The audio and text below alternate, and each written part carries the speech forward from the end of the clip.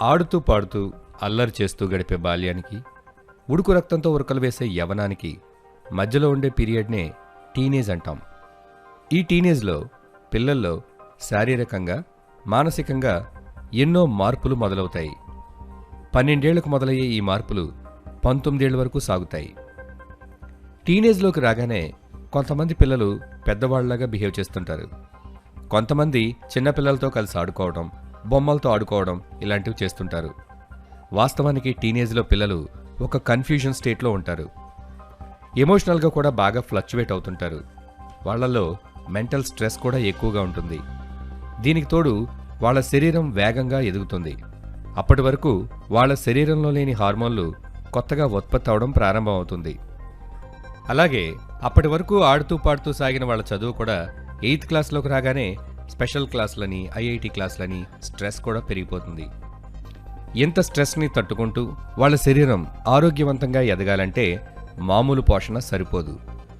టీనేజ్లోనే కళ్ళజోళ్ళు, కట్టుడు పళ్ళు, తెల్ల జుట్టు, స్కిన్ సమస్యలు, ఊబకాయం, వీక్ డైజెషన్, ఎలర్జీలు, లో ఇమ్యూనిటీ ఇలా అనేక సమస్యలతో జబ్బుల్లో 60 ఏళ్ల వృద్ధులతో పోటీ పడుతున్నారు నేటి టీనేజర్స్. దీనికి ముఖ్యమైన కారణం పోషకాల లోపం. టీనేజ్లో బాగా ఆకలి ఎక్కువగా ఉంటుంది, బాగా తింటారు కదా, ఇక పోషకాల లోపం ఎలా వస్తుంది అని మనకొక డౌట్ రావచ్చు. టీనేజ్లో పోషకాల లోపం రావడానికి కారణాలేంటో ఇప్పుడు చూద్దాం. ముందుగా నో టైం. టీనేజ్లో పిల్లలు చాలా బిజీగా ఉంటారు. చదువు, ఫ్రెండ్స్, చాటింగ్ ఇలా రోజంతా ఫుల్ బిజీ. వాళ్ళు ఆకలి అన్నప్పుడు వాళ్ళకి ఒక ఆరెంజో, ఒక దానిమ్మకాయనో ఇచ్చి మనం ఒలుచుకొని తినమన్నాం అనుకోండి, వాళ్ళకి అంత టైం ఉండదు, ఓపిక ఉండదు.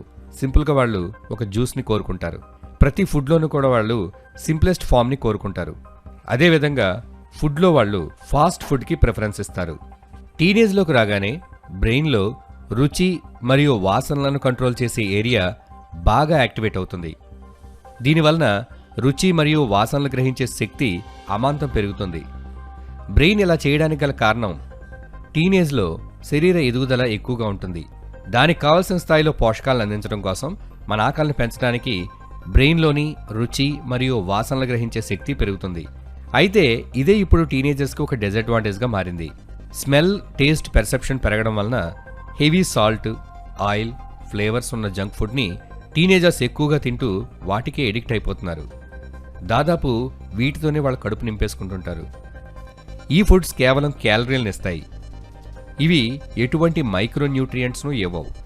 మైక్రోన్యూట్రియంట్స్ అంటే విటమిన్స్, మినరల్స్. మరో కారణం అడ్వర్టైజ్మెంట్స్. జంక్ ఫుడ్ కంపెనీలకు ఈజీగా టెంప్ట్ అయ్యే ఏజ్ గ్రూప్ టీనేజర్స్ అని బాగా తెలుసు. Chips, noodles, soft drinks, ice creams టీనేజర్స్ను టార్గెట్ చేసే విధంగా యాడ్స్ తయారు చేస్తారు. ఈ యాడ్స్లో ఎక్కువగా టీనేజర్స్ కనిపిస్తారు, లేదా టీనేజర్స్ ఎక్కువగా ఆరాధించే ఫిల్మ్ స్టార్స్ కనిపిస్తారు. దీనివల్ల టీనేజ్లో ఉన్నవాళ్ళు జంక్ ఫుడ్కి బాగా అట్రాక్ట్ అవుతారు. Eating disorders. ముఖ్యంగా టీనేజ్ అమ్మాయిల్లో ఫ్యాట్ పెరుగుతుందని పాలు, పప్పు, నెయ్యి, అన్రిఫైన్డ్ ఆయిల్స్ వీటన్నిటిని టోటల్గా అవాయిడ్ చేస్తుంటారు. వీటి వల్ల కూడా పోషకాల లోపం ఏర్పడుతుంది. ఇప్పుడు మనం టీనేజర్స్లో ముఖ్యంగా ఎలాంటి పోషకాల లోపం ఏర్పడుతుంది, ఆ పోషకాల లోపం వల్ల ఎలాంటి హెల్త్ ప్రాబ్లమ్స్ వస్తాయి, ఆ పోషకాల లోపాన్ని ఎలా అధిగమించాలనేది చూద్దాం. ముందుగా టీనేజర్స్లో ఎక్కువగా కనపడే పోషక లోపం ప్రోటీన్ లోపం.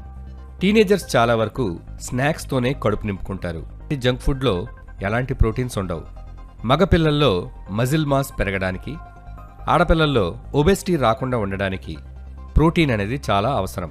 టీనేజ్లో ఎంజైమ్స్, హార్మోన్స్ తయారీ చాలా ఎక్కువగా జరగాల్సి ఉంటుంది. వీటి తయారీకి ప్రోటీన్ కూడా చాలా ఎక్కువగా అవసరమవుతుంది. సరైన మొత్తంలో ప్రోటీన్లు తీసుకోకపోతే హార్మోన్ల ఉత్పత్తి సరిగ్గా జరగక ఎదుగుదల అనేది దెబ్బతింటుంది. టీనేజ్లో ప్రోటీన్ సరిగ్గా తీసుకోకపోతే యుక్త వయసులో, మధ్య వయసులో అనేక సమస్యలు వస్తాయి. ప్రోటీన్స్ ఎక్కువగా మాంసం, పప్పుల్లో ఉంటాయని మనందరికీ తెలుసు. అయితే మాంసంలో ఉండే ప్రోటీన్స్కి, పప్పులో ఉండే ప్రోటీన్స్కి డిఫరెన్స్ ఉంటుంది. అదేంటి ఇప్పుడు చూద్దాం. ప్రోటీన్లు ముఖ్యంగా 2 రకాలుగా ఉంటాయి. ఒకటి కంప్లీట్ ప్రోటీన్లు, 2 ఇన్కంప్లీట్ ప్రోటీన్లు. కంప్లీట్ ప్రోటీన్ అంటే ఏ ప్రోటీన్ ఫుడ్ అయితే మన శరీరానికి అవసరమైన 9 ఎసెన్షియల్ అమైనో యాసిడ్లను అందిస్తుందో దాన్ని కంప్లీట్ ప్రోటీన్ అంటారు. మాంసం, గుడ్లు, పాలు కంప్లీట్ ప్రోటీన్కి ఉదాహరణలు. ఏ ప్రోటీన్ ఫుడ్లో మనకు ఆవశ్యకమైన 9 అమైనో ఆమ్లాలు అన్నీ ఉండవో వాటిని ఇన్కంప్లీట్ ప్రోటీన్స్ అని అంటారు. ఉదాహరణకి పప్పులు, గింజలు, పండ్లు మొదలైనవి. అందుకే శాకాహారం తీసుకునే వాళ్ళు ప్రోటీన్ యొక్క కంప్లీట్ బెనిఫిట్స్ పొందాలంటే ఒకే ఫుడ్ మీద డిపెండ్ అవ్వకుండా ఫుడ్స్ మారుస్తూ ఉండాలి. అలాగే పాలు, పనీర్ అంటే చీజ్ మొదలైనవి తీసుకోవడం ద్వారా యానిమల్ ప్రోటీన్ని అంటే కంప్లీట్ ప్రోటీన్ని కూడా పొందగలుగుతారు. టీనేజ్లో బాడీ బిల్డింగ్ చేసే అబ్బాయిలు, స్పోర్ట్స్ ఆడే అమ్మాయిలు ప్రోటీన్ కోసం ప్రోటీన్ పౌడర్స్పై ఎక్కువగా డిపెండ్ అవుతున్నారు. కానీ టీనేజ్లో మన డైజెస్టివ్ సిస్టమ్ చాలా యాక్టివ్గా, డైనమిక్గా ఉంటుంది.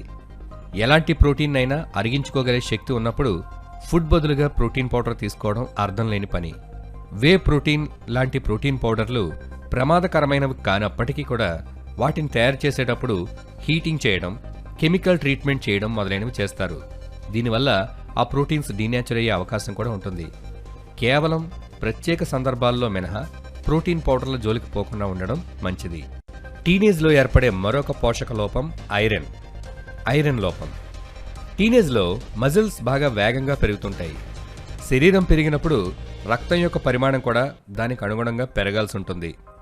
అలాగే అమ్మాయిలు పీరియడ్స్లో లాస్ అయ్యే బ్లడ్ రీప్లేస్ అవ్వాలి. వీటన్నిటికీ ఐరన్ ఎక్కువగా అవసరమవుతుంది. అమ్మాయిలకైతే రోజుకి 15 మిల్లీగ్రాములు, అబ్బాయిలకైతే రోజుకి 11 మిల్లీగ్రాముల ఐరన్ అవసరమవుతుంది. ఈ ఐరన్ ఎలాంటి ఫుడ్స్లో మనకు లభిస్తుంది? నాన్ వెజ్ తినేవారైతే షెల్ ఫిష్ అంటే రొయ్యలు, పీతలు, నత్తలు, ఆల్చెప్పలు, ముఖ్యంగా ఆల్చెప్పల్లో అధిక మొత్తంలో ఐరన్ ఉంటుంది.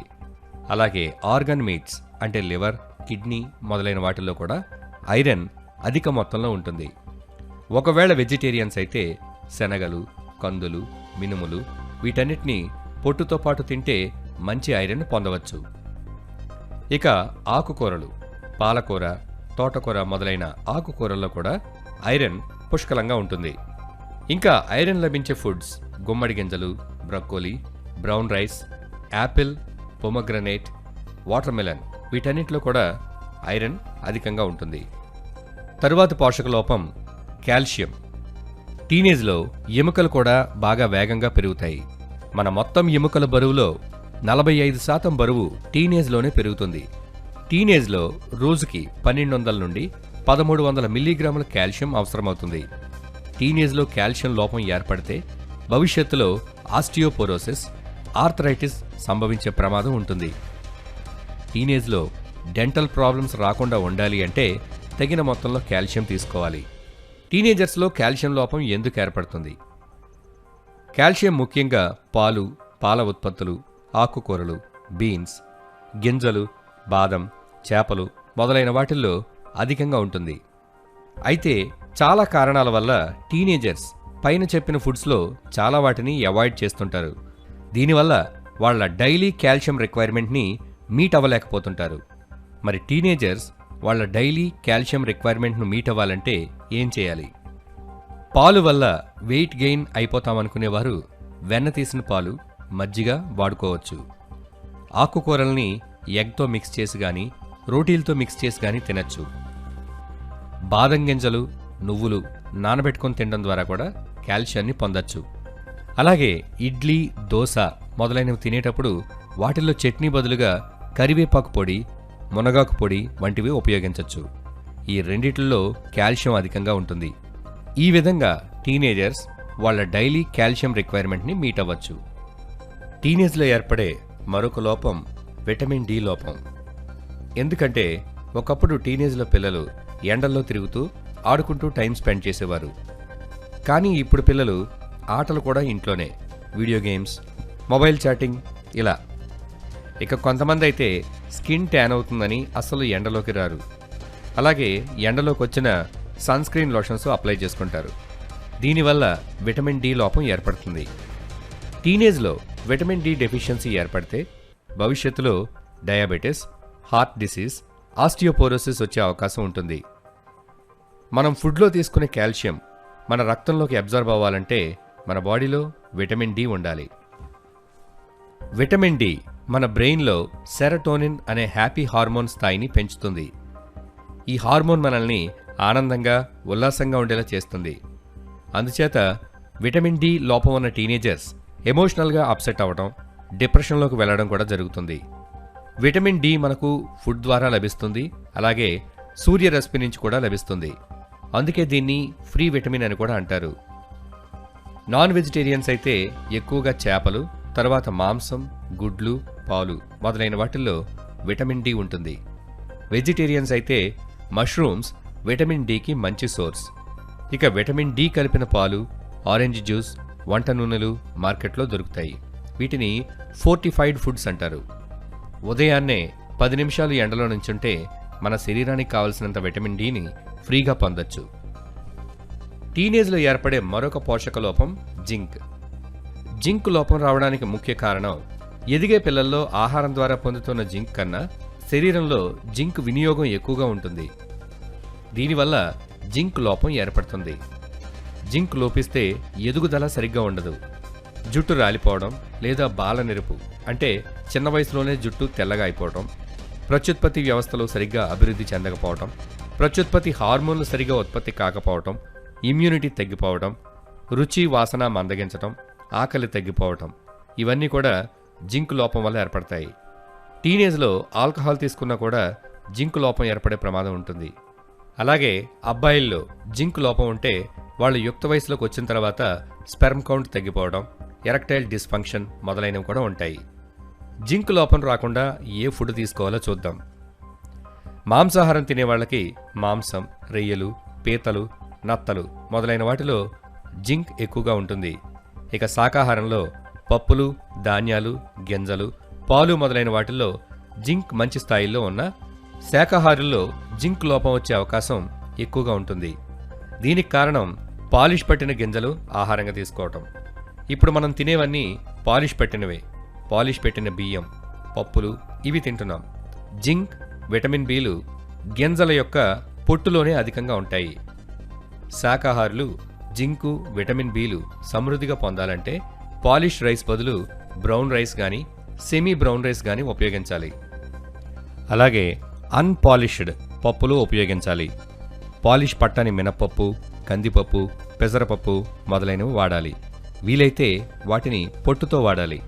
మనం తినే ధాన్యాల్లో, పప్పుల్లో జింక్ అధిక మొత్తంలో ఉన్న ఆ ధాన్యాల్లో, పప్పుల్లో ఉండే ఫైటిక్ యాసిడ్ అనే పదార్థం ఆ జింక్ మన శరీరంలోకి అబ్జర్బ్ అవ్వకుండా చేస్తుంది. మరి దీనికి పరిష్కారం ఏంటి? దీనికి 3 రకాల పరిష్కారాలున్నాయి. 1. ధాన్యాల్ని, పప్పుల్ని నానబెట్టడం. గింజల్ని, ధాన్యాల్ని నానబెట్టినప్పుడు ఫైటిక్ యాసిడ్ యొక్క ప్రభావం తగ్గుతుంది. 2. మొలకెత్తించటం. గింజలని, ధాన్యాలని మొలకెత్తించినప్పుడు అందులోని ఎంజైమ్స్ ఫైటిక్ యాసిడ్ స్థాయిని తగ్గిస్తాయి. 3. పులియబెట్టడం. బ్రౌన్ రైస్తో చేసిన చద్దన్నం, పులిసిన దోసపిండి మొదలైనవి. ఈ పద్ధతుల్లో తింటే శాకాహారులు కూడా జింక్ లోపాన్ని అధిగమించవచ్చు. ఇప్పుడు మనం చెప్పుకున్న పోషకాలన్నీ మాంసాహారంలో చాలా సులువుగా లభ్యమవుతాయి. అయితే మాంసాహారంలో కూడా ఒక సమస్య ఉంది. మాంసాహారంలో మైక్రోన్యూట్రియంట్స్ పుష్కలంగా ఉన్నప్పటికీ ప్రస్తుతం మాంసాహారం ఉత్పత్తి చాలా లోపభూయిష్టంగా తయారైంది. చెరువుల్లో పెంచిన చేపలు, రొయ్యలు, షెడ్లలో పెంచిన కోళ్లు, ఆవులు, గేదెలకు హార్మోన్ షాట్లు, యాంటీబయాటిక్లు ఇవ్వడం జరుగుతుంది. ఇవి ఎక్కువగా తింటే ఆ హార్మోన్లు మన శరీరంలో ప్రవేశించడం ద్వారా మన బాడీలో హార్మోన్స్ ఇంబ్యాలెన్స్ అయ్యి మగపిల్లలకు బ్రెస్ట్లు, ఆడపిల్లలకు మీసాలు, గడ్డాలు, ఇంకా పీసీఓ సమస్యలు వచ్చే ప్రమాదం ఉంటుంది. కాబట్టి మాంసాహారం తినేవాళ్ళు సహజ సిద్ధమైన పద్ధతుల్లో పెంచబడిన జంతువుల యొక్క మాంసాన్ని తినడమే మంచిది. సో టీనేజ్లో ఈ 5 పోషకాల లోపం రాకుండా చూసుకోగలిగితే యంగ్ ఏజ్లోకి వచ్చిన తర్వాత వాళ్ళ చదువు, కెరియర్, మ్యారేజ్ లైఫ్లో ఎదురయ్యే అనేక ఛాలెంజెస్ని ఎదుర్కోవడానికి కావలసిన శారీరక దారుఢ్యాన్ని, మానసిక దారుఢ్యాన్ని కలిగి లైఫ్ను ఫుల్ ఫ్లెజ్డ్గా ఎంజాయ్ చేయగలుగుతారు. ఇవి ఫ్రెండ్స్ టీనేజ్లో ఏర్పడే వివిధ పోషకాల లోపాలు మరియు వాటి నివారణ మార్గాలు. ఈ వీడియో కనుక మీకు నచ్చినట్టయితే లైక్ చేయండి. అలాగే ఈ వీడియోని మీ ఫ్రెండ్స్కి షేర్ చేయండి. ఇలాంటి మరిన్ని ఆసక్తికరమైన వీడియోల కోసం ఎడ్యుస్కోప్ ఛానల్ని సబ్స్క్రైబ్ చేసుకోండి.